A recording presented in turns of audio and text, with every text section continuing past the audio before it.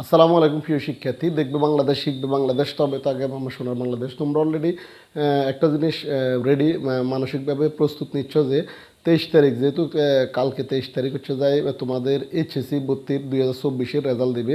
Result কার্যক্রম হচ্ছে যে শিক্ষা বোর্ড ইতিমধ্যে হচ্ছে যে সম্পূর্ণ প্রিপারেশন নিয়ে রেখেছে এবং আজকের কাজ যেটা করবে ওটা হচ্ছে যে সার্ভারের যে কাজ, সার্ভারটা তোমরা জানো অলরেডি ভর্তির সময় যে 1-2 লাখ শিক্ষার্থী এট এ টাইম যখন সার্ভারের মধ্যে ভর্তির জন্য আবেদন করা শুরু করলো তখন হচ্ছে সার্ভারটা ডাউন করে ফেলছে এবং 29 তারিখ পর্যন্ত,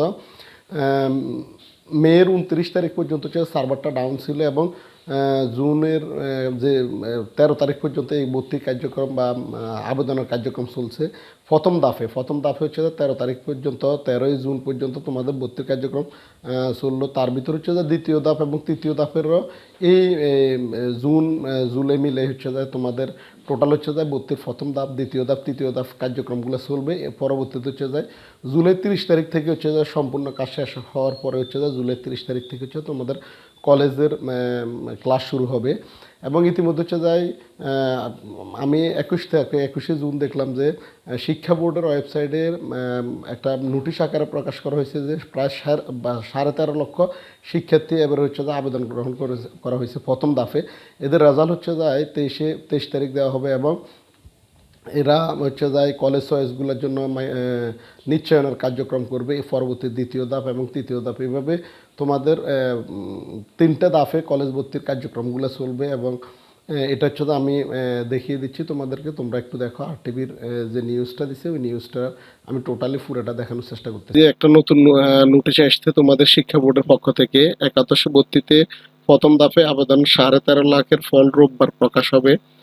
এটা হচ্ছে যে আর টিভির নিউজটা আমি তোমাদেরকে বলতেছি। 21শে জুন মানে শুক্রবার হচ্ছে যায় 23টা 21 মিনিটে 2024-এ ওটা হচ্ছে যে একাদশ শ্রেণীর ভর্তির যে ওয়েবসাইটটা আছে ওই ওয়েবসাইটের মধ্যে হচ্ছে যায় এই নোটিশটি প্রকাশ করা হয়েছে। এই যে দেখো এখানে লেখা আছে একাদশ শ্রেণীতে ভর্তির জন্য প্রথম ধাপে আবেদন করেছে 13.5 লাখের বেশি ভর্তিচ্ছুক শিক্ষার্থী। এই ধাপে প্রথম ধাপের আবেদনকারীর শিক্ষার্থীদের ফল রোববার 23শে জুন রাত 8টা প্রকাশ করা হবে। তারপর শিক্ষার্থীরা জানতে পারবে কোন কলেজে ভর্তির জন্য প্রাথমিকভাবে নির্বাচিত হয়েছে তিনি। এর আগে প্রথম ধাপের আবেদন প্রক্রিয়া গত 13ই জুন শেষ হয়েছে। শুক্রবার 21শে জুন ঢাকা মাধ্যমিক ও উচ্চ মাধ্যমিক শিক্ষা বোর্ড সূত্র এই একাদশের ভর্তি আবেদনের ওয়েবসাইট থেকে এই তথ্য পাওয়া গেছে। এ ব্যাপারে আন্তঃশিক্ষা বোর্ড সমন্বয় কমিটির সভাপতি এবং ঢাকা বোর্ডের চেয়ারম্যান অধ্যাপক তপন কুমার সরকার গণমাধ্যমে জানান, 23শে জুন রাতে প্রথম ধাপের ফল প্রকাশ হবে। তারপর ভর্তি নীতিমালা অনুযায়ী যথাক্রমে সব শেষ হবে। একাদশ ভর্তি নীতিমালা অনুযায়ী প্রথম ধাপে নির্বাচিত শিক্ষার্থীদের নিশ্চয়ন করতে হবে।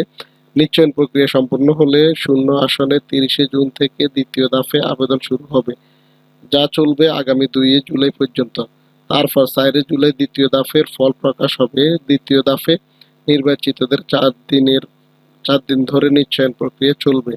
এরপর আগামী 9 ও 10 জুলাই শূন্য আসন অনুযায়ী শুরু হবে তৃতীয় দফার আবেদন। এই দফার ফল আগামী 12 জুলাই রাত 8টায় প্রকাশ করা হবে। এভাবে 3 দফায় ভর্তি ইচ্ছুক শিক্ষার্থীদের আবেদনের পর ফল প্রকাশ, নিশ্চয়ন ও মাইগ্রেশন শেষ হলে আগামী 15 জুলাই থেকে শুরু হবে ভর্তি প্রক্রিয়া, যা আগামী 25 জুলাই পর্যন্ত চলবে। আর ভর্তির কার্যক্রম শেষে সারা দেশে একযোগে আগামী 30 জুলাই শুরু হবে ক্লাস। এই তো তোমাদেরকে দেখানোর চেষ্টা করলাম যে তোমরা দেখলে অলরেডি ইতিমধ্যে যে 3টা ধাপে ভর্তির কার্যক্রমগুলো চলবে। প্রথম ধাপের রেজাল্ট তো রবিবার দিবে 23 তারিখ এবং পরবর্তী দ্বিতীয় ধাপ, তৃতীয় ধাপ কোনটা কোন ডেটে বা এবং ক্লাস শুরু কবে সম্পূর্ণ ভিডিওটা আমি তোমাদেরকে দেখানোর চেষ্টা করলাম। এবং তোমরা আশা করি ইতিমধ্যে তোমরা মোটামুটি মানসিকভাবে প্রস্তুত নিচ্ছ যে প্রথম ধাপে যারা 13.5 লক্ষ শিক্ষার্থী এদের হচ্ছে যায় ভর্তির কার্যক্রমগুলো শুরু করবে এবং 30 তারিখ থেকে তোমরা অলরেডি দেখছো যে 30 তারিখ থেকে সারা বাংলাদেশের প্রত্যেকটা কলেজের শিক্ষার্থীর ক্লাস শুরু করা হবে। এবং শিক্ষা বোর্ড থেকে আরও জানানো হয়েছে যে যে নির্দিষ্ট সময় দেওয়া হয়েছে এই সময়ের মধ্যে তোমরা অবশ্যই নিশ্চয়নের কাজটা করে ফেলবা যারা আবেদন করছো। এবং যারা এবং মাইগ্রেশনের বিষয়ে তো আমি একটা ভিডিও দেওয়া হয়েছে আমার, ওই ভিডিওতে তোমরা দেখলে বুঝতে পারবা মাইগ্রেশনটা কীভাবে কাজ করে। অনেকের হয়তো পছন্দের কলেজ নাও আসতে পারে, তারা হয়তো মাইগ্রেশনের ভিত্তিতে হয়তো উপরে যে সিরিয়ালগুলো যেভাবে মেনটেন করছে ওইভাবে তোমাদের রেজাল্টটা আসবে আশা করি। আর হচ্ছে যে আর একটা বিষয় হচ্ছে যায় যে টোটালি যে কার্যক্রমগুলো, যে টাকা পয়সা বা আদার্স মানসিকভাবে প্রস্তুতি, এগুলো তোমরা অলরেডি নেওয়া শুরু করে দাও, যেহেতু হাতে আর সময় অত বেশি নেই এই সময়ের মধ্যে। তো আশা করতেছি সবাই রেজাল্ট আশা অনুরূপ ভালোই হবে ইনশাল্লাহ, এই দোয়াই করতেছি। তো তোমরা পরবর্তী ভিডিওর জন্য অপেক্ষা করো, ইনশাল্লাহ আমি এরকম নতুন নতুন আপডেট ভিডিও দেওয়ার চেষ্টা করব। ততক্ষণ পর্যন্ত সবাই ভালো থাকো, সুস্থ থাকো, আল্লাহ হাফেজ, আসসালাম।